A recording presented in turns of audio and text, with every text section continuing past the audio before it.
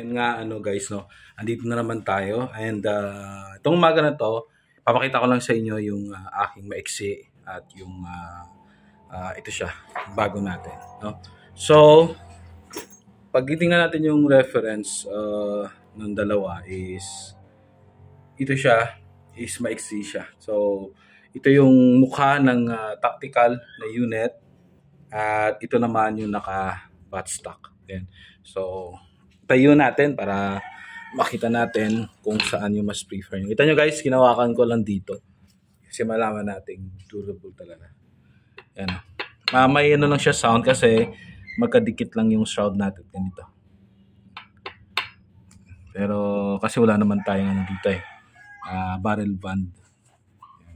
So, okay lang yan. Ayan. So, ito yung ating buttstock. Ito naman yung tactical natin. Mostly na nakikita ko sa tactical natin dito yung sira. Ayan. So ito siya before wala yung lock na to.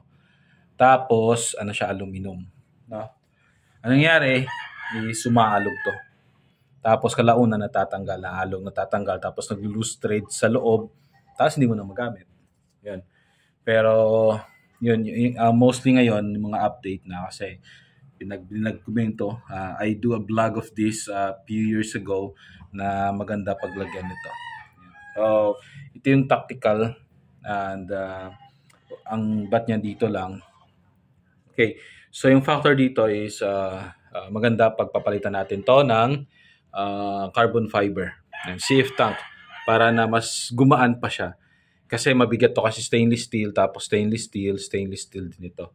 So, magaan lang dito. Ito, kamagong wood. And, ang kagandahan dito dahil kung maging carbon fiber na to, maging magaan na. And isa pa, ito ay 18mm na 13 inches. Yan. Ang galing dito, pamunta dito 13 inches. So, pagkatanggalin natin to, iiksi pa. Nandito guys ha. So, yan. So, mixing na siya, no? Yan natin, no? Ayan siya.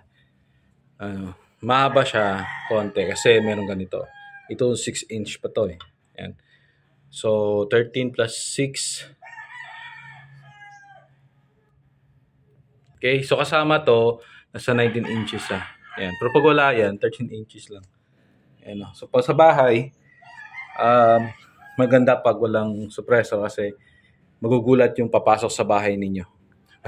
Kasi pag ganito, parang hindi niya alam, natatamaan siya. Pero yung punto dito is, magulat ba? Parang masita sila and then matakbuhan if tatakbo sila, no? Pero ito siya, maiksi lang. So, gagaan pa to pag tatanggalin to. Tapos, carbon fiber. Steady lang to kasi yung carbon CF tank ito, hindi naman magkalayo. Ayan. So, di ba? Pero, ito naman yung buttstock natin sa kabila. Oops. Ayan. Baliban dyan sa likod Ayan. So, ito siya ay nito. Ayan. So, the same din sila, aluminum tank, 0.35. Kasi ito yung mga, yung mga upgrade ako, tapos meron akong extra. So, tinatago ko muna. Ayan. Para na sa huli, pag gagamitin ko, meron ako uli. So, ito siya. So, aluminum tank yan.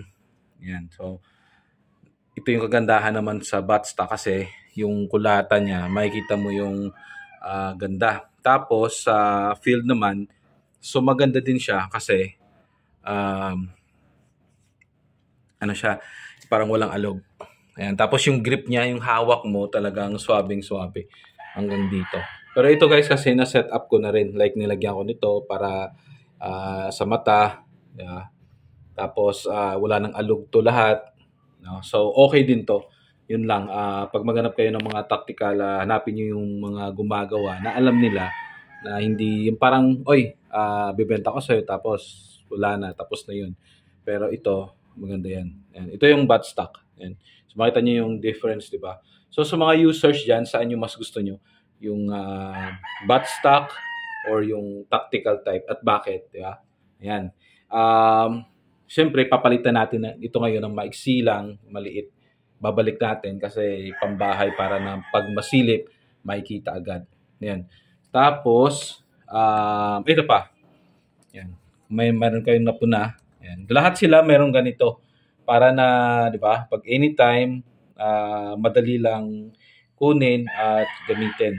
Kasi pag walang ganito, mahirap siyang gamitin. Yan. So natutupi siya yung iba kasi mga ano to eh, mga reject na mga GSB before. Alam niyo yon, yung last time, yung pagbibili kayo, yung may mga reject. Minsan nakuha nila yung mga magaganda tapos binebenta nila yung mga pangit. But anyways, kung may napupuna kayo dito, may napuna ba kayo? So ito ay unrig siya. So kung may mga silicone kayo para hindi madaling masira yung mga rubber yung ganito, lagyan nyo rin. Okay. So ito ay unrig siya. Ayan, wala siyang regulator. Direct siya. Ibig sabihin hangin, wala regulator. So every time na pipitik tayo, lalabas yung hangin dito. Yan. So unrig to. Yan. Meaning sa unrig, walang regulator. Yan lang yung kasimple. Yan. Wala siyang regulator. Unlike dito, ayan, ba meron siyang gauge. Ayan. So meron siyang gauge and merong regulator sa loob dyan. Ayan. So ito, regulated PCP, merong regulator kasi merong regulator naka-attach sa tangke at sa ating receiver. Ito naman po ay unreg siya. Wala siyang regulator. Ito ay adapter lang. Meron, yung iba ay yung tank nila ay diretsyo na gumagawa sila ng adapter para maka-adapt dito. Yan. So, mas pulido yung straight, di ba? Meron akong straight eh. Pakita ko sa iyo saglit. So, ayun nga, no? So, yung concept na gagawin ko sana is straight siya. Pag titingnan natin, kung ito yung gagamitin ko dito, may kabigatan din siya. I think mas mabigat to compare dito kasi stainless steel tapos steel yung ganito niya. Pero pagpapalitan to ng aluminum, gagaan to. Ayan. So, kung i-XN natin to, halimbawa dito, siguro nasa ano ba to? 8 plus 8, 16 inches, no? Pagpuputulin natin sa gitna, hanggang dito lang. Makita niyo guys, di ba? Yung parang yung stainless steel yung receiver, tapos stainless steel din yung tank, di ba? Yan. So ipapalit halimbawa ay nakaano pala ako, hindi ako naka-bipod, tripod. So ito ilalagay lang dito. Bali puputulan to tapos i-thread tapos ito ilalagay dito. So iksi na siya. So 8 inches lang. Kasi pambahay lang naman, ilang shots.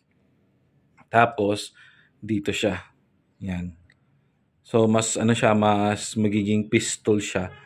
And saktong-sakto lang. Tapos terno kasi stainless steel. Sorry. So yung shots nga lang niya ibababa kasi makita nyo even though maiksi ito. Even though maiksi ito, pero malaki naman siya, nasa 62 mm. Ito naman is 1 and 1/2 lang. Ito, yung laki niya or 1 and 1/4. Okay, kita natin. Yan, para may idea ba kayo? Yan.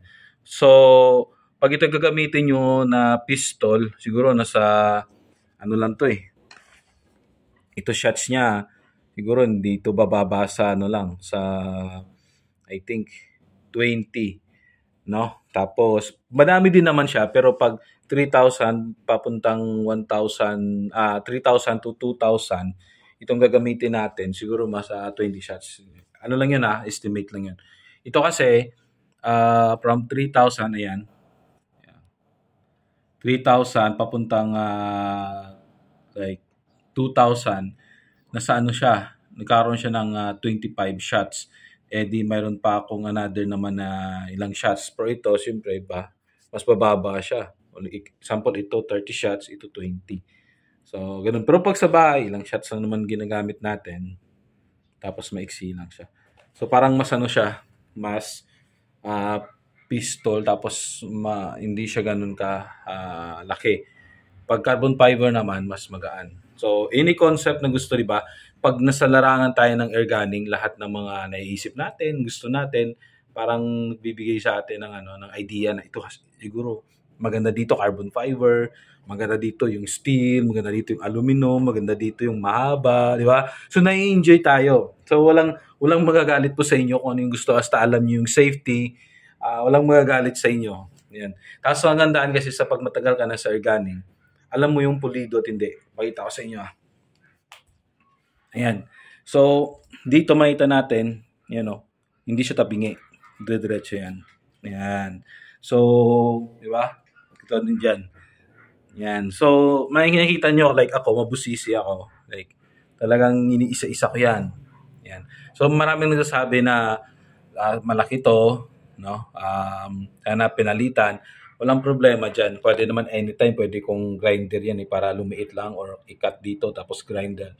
So, walang problema po doon. So, kanyang-kanyang trip lang yan. So, anyways, ito guys, yung pinakita ko sa inyo, yung mga libangan ko araw-araw. Like, gumagawa ako, nakikita ko, pinapalitan ko. Kasi na-enjoy tayo na-enjoy tayo yung time natin. Di ba? Kaysa sa magmukmuk tayo. So, ito din. Di ba? Nakita ko, anong maganda dito. So, ito guys, is papalitan ko lang yung nito, yung scope ng maiksi. Tapos, yun na. So, itatago ko lang to muna. So, in the near future project. Tapos, maganda pag walang suppressor, no? Pag sa bahay. Kaso, pag nagpiplinking kami, kasi subdivision kami, pag nagpiplinking kami dito sa bahay, malakas siya. Tapos yung kapitbahay, baka sabihin, oy, meron sila dyang live. So, tatawag sila ng pulis, punta kami ng pulis, interviewin kami, yun nga lang. So, kaya hindi ako makapag-zero pag walang suppressor. Kaya, yun. So, nilagyan ko lang ng suppressor. Kasi, pag merong suppressor, tapos zeroing na, tapos tatanggalin mo yung suppressor, tapos i-zero mo uli, okay lang kasi ito 13-inch din naman. So, pwedeng ganun pa rin yung tama. May ibang factor din na hindi ganun yung tama. So, pag yung ating target is nasa 12 inches, yung laki, okay lang. No? Pero if you're talking about accuracy, so para sa akin lang, no, kung depende sa outcome ng result ng paglagay nyo ng suppressor, if ganun pa rin yung tama at wala. Meron kasing unit na pag nilagyan mo ng suppressor, kinuha mo yung suppressor, ganun pa rin yung tama. Pero merong mga unit, managlan mo yung suppressor, maganda yung, iba yung tama niya, yung target niya, point of impact. Pag kinuha mo yung suppressor, iba din yung point of impact niya. Yun.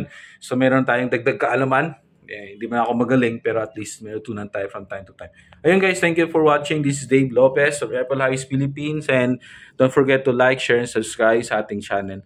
So, next time, lalabas naman tayo, punta naman natin yung mga makers, si Elmer, at yung mga tropa natin. So, see you soon.